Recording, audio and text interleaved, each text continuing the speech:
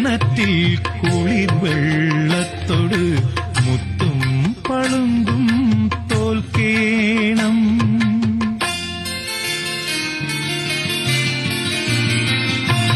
മുറ്റത്തു കിണറ്റിൽ കുളിർ വെള്ളത്തോട് മുത്തും പളുങ്കും തോൽക്കേണം. കാലികൾ കുടമണിയാട്ടുന്ന തൊഴുത്തിൽ കാലം വിടുപണി ചെയ്യണം. സൗന്ദര്യം മേൽക്കൂരമേയുമീ വീട്ടിൽ സൗഭാഗ്യം പിച്ചവച്ചു നടക്കേണം.